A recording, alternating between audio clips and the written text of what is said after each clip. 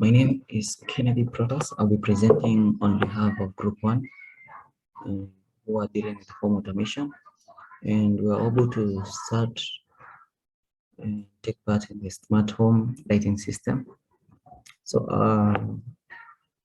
group members were Kennedy Protas, who was the chairman of the group, that is me, and assisted closely by Kevin Obiambo.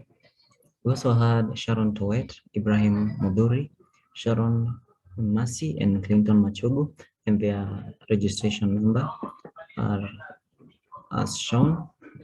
So, introduction of a project.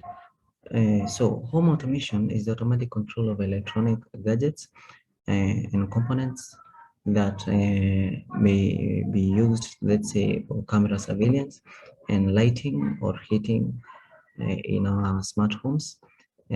This uses the Internet of Things, which is described as the network of tangible objects embedded with sensors and softwares for the purpose of connectivity and transferring data where the devices are connected to one another via the internet. Now, our problem statement is, while the cost of living is going up, there's a growing focus of the internet and technologies to find a way of reducing prices and the cost of living and to convenient the users. So in our homes, the aim of the project was to solve the problem of high consumption of energy and electric bills. And our project used the following components. They used the following components to make the project a success. So in accordance to the working of the system, several components had to be incorporated to work in harmony to give out the intended results. And these included the ESP32, the buds, the relay module, the Arduino IDE software, and the web server. And let's focus one by one. Now, the web server. We created a web server to remotely control the output through the web. And as you can see, I will illustrate the way the requester and the replier system works. So the request response is a message exchange pattern in which a requester sends a request message to a reply system that receives and processes the request and return the messages in a response. This is a simple yet a powerful message pattern, especially in client-server architecture. Now, the client server, when you type an URL in your browser, what happens in the background is that you, who is the client, sends a request via the hypertext transfer protocol known as the HTTP to the server. When the server receives the request, it sends a response through the same HTTP, and you see the web page you requested in your browser. So the client and the server communicates over the computer network. And in our case here, the ESP32 can act as the server host listening to the HTTP request from the clients. When a new client makes a request, the ESP and sends the HTTP response. So the ESP32 and its unique IP address. So an IP address is a numerical label assigned to every device connected to the computer network. This way, any information sent to the device can reach it by referring to that IP address. The ESP32 was used for networking, data processing, connectivity, and communication with the web server, which shall be used to remotely, let's say, control and assess the circuit. And now let's go to the second one, the relay module. Now, a relay module is an electric operation switch that works with the principle of electromagnetism to control current of high voltage using current of low voltage, let's say 3.3 volts or 5 volts provided by the ESP32. And it acts as an electric switch to allow the current to go on to open and close the circuit really. Now, the relay outputs that are found on the left side of the relay, it has two connectors with 3 sockets. So in our case, we used 4 connectors with 3 sockets. They have the common, the normally closed, and the normally open.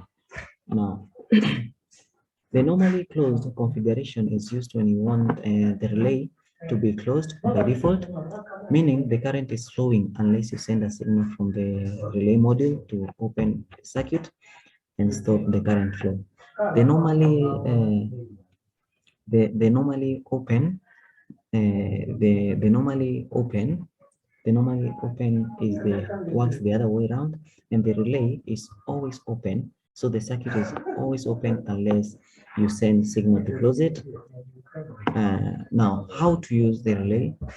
We use the normal in our project. We used a normally open configuration because we just wanted the lights up the up occasionally, not every time. For this, we use the common and the normally open socket. In a normally open configuration, there is no contact between the common and the normally open sockets unless you trigger the relay. So when you send a low signal, this turns on the relay, and when you send the low signal, this turns on the relay, and when you send the high signal, this turns off the relay. This is the working principle of inverted logic. Now let's look at our systematic diagram. Let's look at our systematic diagram. Now, I used bulb A, B, C, and D to represent living room lights, security lights, and bedroom lights, and kitchen lights. As you can see, we have the 4 relay modules and the ESP32. Now, the ground of ESP32 is connected to the ground of the relay. The 5 volts of the ESP32 powers the relay module with the VCC. And then our GPIOs, which in our case we used 25, 26, 27, and 32, is connected to the relay module. And I think that's it. So when you send the signals to when you send a command to the ESP32, it sends a signal to the relay that in turn makes the common and the normally open to connect, which turns on the bulbs and the lights in that case. Now, our methodology, we first created our web server, our web page using HTML and CSS. Now, this was done using Atom app. This was done using Atom app. This app was used in creation of the HTML and the CSS. And the coding or to stimulate the relay was done using the Arduino, using the Arduino IDE software, and we want to incorporate the HTML and the CS of the web page into the code, and this was possible. And some modifications had to be done. For example, when sending the double quotes to the client, there are some parts of the HTML files that contain double quotes. So to send these double quotes to the client without interfering with the double quotes of the client print in, we needed to add an escape character. Which was a backslash. Now, the circuit build up was done as shown, as I've shown you in the schematic diagram, and then we have the build up, the budding of the code into the ESP32, and then the controlling devices. Now, the budding of the code on the ESP32, which was done before the circuitry. So we had to identify the Wi-Fi, include the Wi-Fi. Now our ESP32 had to connect to a Wi-Fi server, so we had to create a hotspot whose name was protas and whose password was this. So our ESP32 would connect to this Wi-Fi directly, and its IP address would appear on the serial monitor and also on the hotspot that it had connected. Now we had to set the web server port as a 80, and variables to store the HTTP request. The string state was to be off for all the sockets, and they had to get out of the as the outputs of the GPIOs, what serve as the output on the GPIOs of the ESP32. So we add GPIO 26, 27, 25, and 23, and they were to be used on these sockets. There are four, which can be given any name in particular,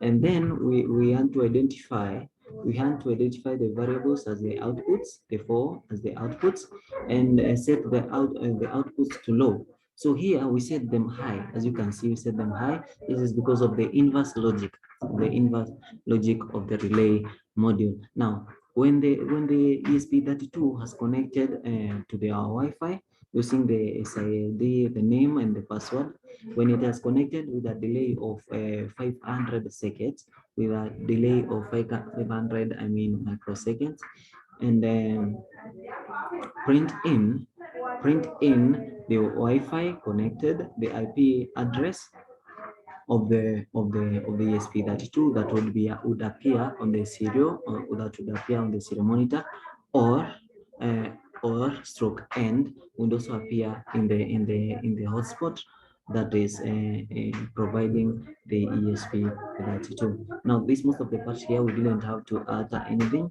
but the instructions. Turning the GPIOs on and off.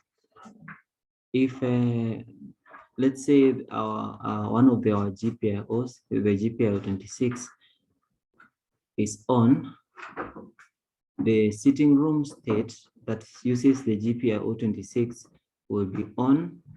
So the ESP32 will send a low signal to the relay module, and if the ESP that if the GPIO 26 of the ESP32 is off, the sitting room state will be off because it is the one of the GPIO 26, and the ESP32 will send a high signal to the relay module, and so on. So you also have the display of the HTML web page. We designed it using the CSS and the HTML, and I used the Atom app to design it. And as you can see here, we designed it using a CSS, and it was the one used to style the text that were used, and also the colors of the button, the order of the border distance, and so on. So, and as I told you earlier, we had to incorporate the backslash in front of the double quotes so that it will be compatible with the code.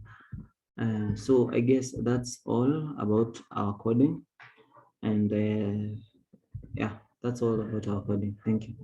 Just after we had finished the project, we recorded the results of what was happening, and it is approved that our project was a success, and our members are quite excited for it.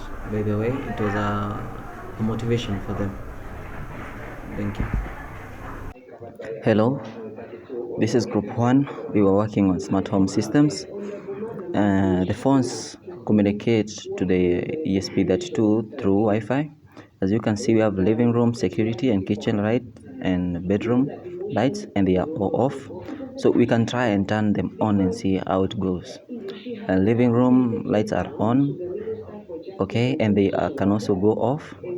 We can also try the rest. The security lights are on. You can see the kitchen are also on, and we can turn them off and on. So the phone gives command to the ESP that sends signals to the relay, and the relay switches the mains on and off. Thank you.